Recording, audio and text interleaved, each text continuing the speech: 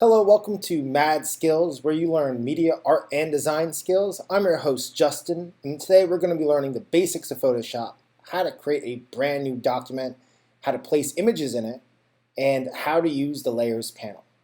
Let's get started. We are going to be creating a mandala clock, which I've already provided the documents for online, so if you're following along with me, you might want to download that folder called Mandala Clock, and you can follow along.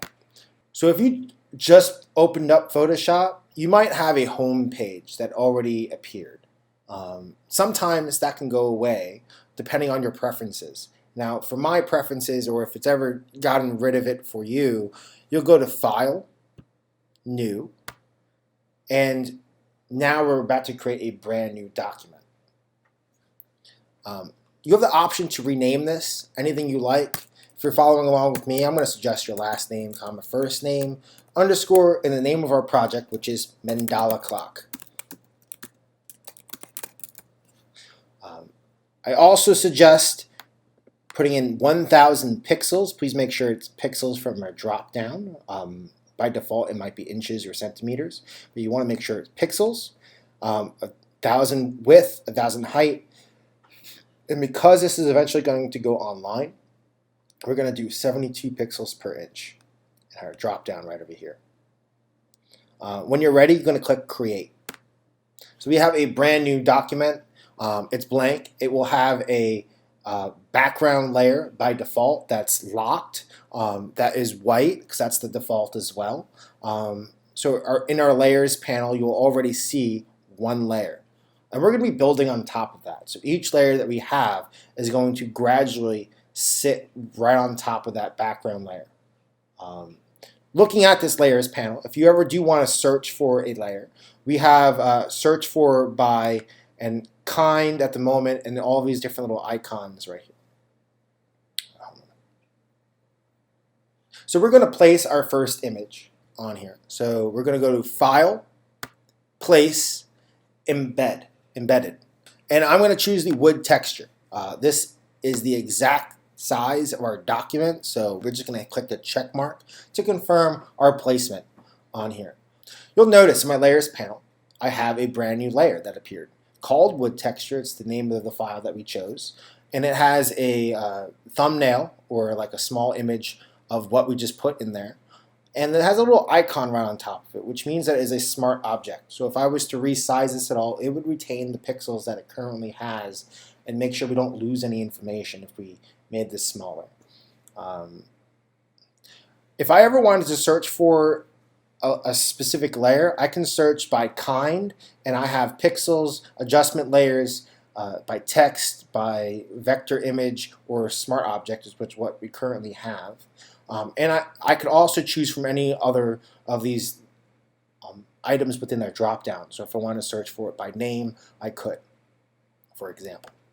We also have our blending mode and opacity and fill right here, which affects how we see through layers. We'll talk more about that later on in this project. If we wanted to lock a specific layer or attribute within a layer, we can do that right now. For example, my background layer, the default layer, is locked. It has a little padlock to it, just like this, so that we could not delete by accident that layer unless we remove that padlock, which we're not going to worry about. Right now, we don't even see the layer, so we're fine. Sometimes we just leave it there. Underneath, we have some other little drop-down sort of menus right here. So we can delete a layer, we can create a brand new blank layer with this little square with a plus inside of it.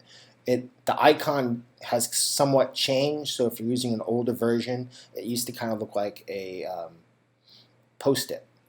Immediately to the left of it, we have a folder icon, which allows me to group different layers together and affect them together as one group. This little black and white looking cookie allows you to create an adjustment layer or add a brand new layer into there. We also have the layer mask button, so if I have a selection, I want to create a layer mask from it, I could. We have the effects sort of tool, so if you ever want to do like a drop shadow or some other thing. We'll like overlay, we can do that from here, and linked layers. We're not going to go into so much of these today, but we will discuss creating a fill layer later on in this video. So next, we're going to place our next image. So go to File, Place Embedded, and we're going to choose from our mirror.png. Now, PNG images are kind of handy because they support transparency, which means we're not going to see a solid white right over here. When I place this image, it's going to be see-through, right? And I can resize this image. I'm going to hold Alt or Option. It's Option for a Mac and Alt for a PC, and it will keep this thing centered within the document, right? So you notice as I resize it, it's resizing along that center axis. I'm going to make sure this is nice and big and kind of fills up pretty much the whole document once again. If you are using an older version of Photoshop, you're going to want to hold Shift as well to lock those proportions. But in the Adobe Photoshop 2021 version, which is the most recent version, you no longer need to hold Shift anymore to lock proportions with things. So you can let your left hand go. It's fine. And click the check mark right over here. Next, we're going to place a clock image inside of this mirror frame. So it looks as if the clock is sitting inside of the mirror frame. To do that, we're going to go to File, Place Embedded one more time, and we're going to choose the clock.png in here, and we're going to place it. We need to resize this thing. So once again, holding Alt or Option, resizing it, and I'm going to make sure it's just slightly bigger than that opening for the mirror, and I'm going to click the check mark. If you do that, you'll notice it still doesn't look right. It still looks as if it's sitting above the mirror, right? And technically it kind of is. So if we drag our mirror layer above by clicking and dragging, you're going to notice that it highlights with a little like blue line. That's letting you know where you're going to move it if you were to let go. And I'm going to let go right here so that the mirror layer is sitting above the clock layer. Our next step is to place a frame inside of here so we can see all those numbers of the clock, but as we get closer to the inside over here, we're going to have more and more images that fill up our mandala. So the next thing, we'll go to File, Place Embedded. I'm going to choose that frame layer, and I'm going to place it. And I'm going to make sure that it fills up about that big. And I'm just going to nudge it because you notice I don't like, I'm going to zoom in so you can kind of see. I don't like that this gold is kind of sitting above here, so I'm going to nudge it with my arrow keys to kind of make this hide that gold. If you ever want to zoom in, it's going to be Command plus on a Mac or Control plus on a PC.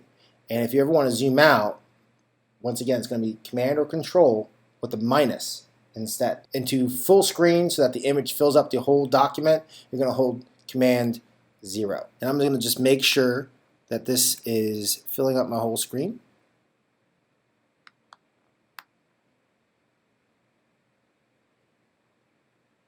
And when I'm ready, I'm going to click on the check mark.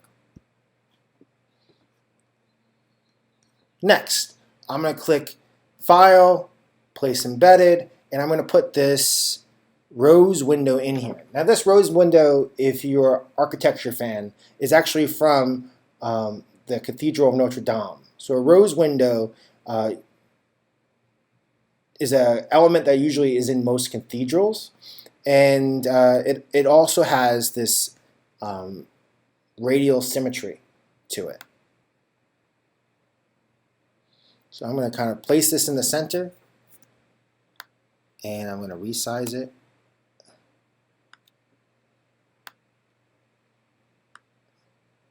I'm going to zoom in so we can see if it actually matches, and I'm going to click the check mark when I'm ready. Now I don't like how this rose window is kind of sitting on top of my picture frame. So I'm going to drag this underneath just like we did before.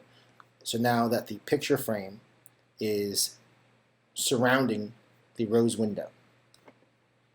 And from here we're ready for our next step, which is to place embed our gear.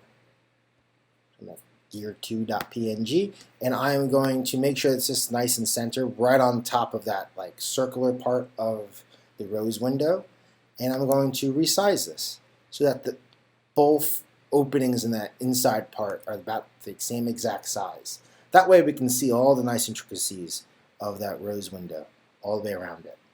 And I'm going to click the check mark when we're done. From here I'm going to place and embed our last image that we have to get from our folder, which is our rose. And we need to make sure it's nice and small so that it fills up that little spot in the center. And when we're ready, we're going to hit the check mark. It's really pretty as it is right now, but what you'll notice is the colors don't quite mesh that well. What I notice from it is I have a lot of gold in the inside of this image, but not enough gold on the outside. That makes it kind of look as if this image was doctored, that it was like photoshopped. And that, well, that's true, but how can we make it so that people don't notice those sort of things? What we would do is composite two layers together so that it looks as if it was taken at the same time. To do that, we're going to need to affect the colors of those surrounding layers. It's actually a lot simpler than it sounds. So we're going to create a new solid layer that sits above everything.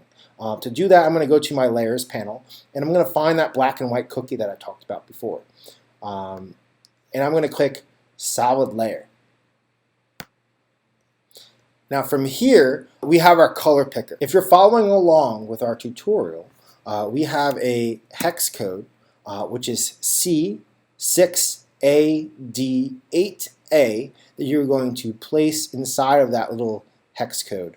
A hex code, by the way, is a 6-digit number and letter combination to choose a specific color within our color picker. And I'm going to click OK when I'm done. Now you'll notice, at the moment, all we see is that solid color. You can't see any of the other layers that we did underneath it. Not that they're not there. At the moment, if I was to click on this eyeball next to it, it will hide my layer. And as you can see, all of that work is still there. Right? But what we have to do is we have to make sure that we blend this golden color into all of those other visible layers so that it looks as if they were meant to be together. So we're going to use our blending mode right over here. From this drop down, I'm going to choose soft light. What that kind of does is that affects the black and white or gray areas and adds a little bit of that golden hue to it, so it all kind of feels as if it belongs. It gives some unity to these different layers that before felt like they were separate. And when you're ready, we're ready to save. And we're going to go to File, Save As, and you're going to choose if you want to save it on the cloud or on your computer. I'm going to save it on my computer, but you can choose whatever you want. Save on your computer, and make sure it's the right file name, whatever you want for it. At the moment, it has a format of Photoshop. Photoshop format allows you to reopen this project at a later date and make changes to it. So Photoshop file formats will have a .psd at the end of their file name. If you ever want to save your progress and make sure you can edit it on a later date, always make sure you're saving as a Photoshop file. But for now, we're going to be posting this to the web, or I'm going to be posting this to the web. So I'm going to choose from my file format JPEG. And JPEGs are a great file format. They're one of the most popular ones because they are a small file size, making it easier to load on a website. And we're going to click Save when we're done. From here, JPEGs allow you to change the image quality. So it allows me to kind of compress and make this image file size a little smaller if I wanted to. It's previewing it right now, so you can kind of see the image quality is barely noticeable when you go to small versus large. So if you wanted to, up to you whether or not you want to make it small or not. I'm going to kind of just keep it at medium, and I'm going to click OK. I hope you had a great time following along with me with Photoshop and learning about the Layers panel in Photoshop while creating this mandala clock. Make sure to click the subscribe button and like this video. Click on the alerts to find out when we create more so you can instantly see those new videos. Have a great day, and I'll see you in the next video.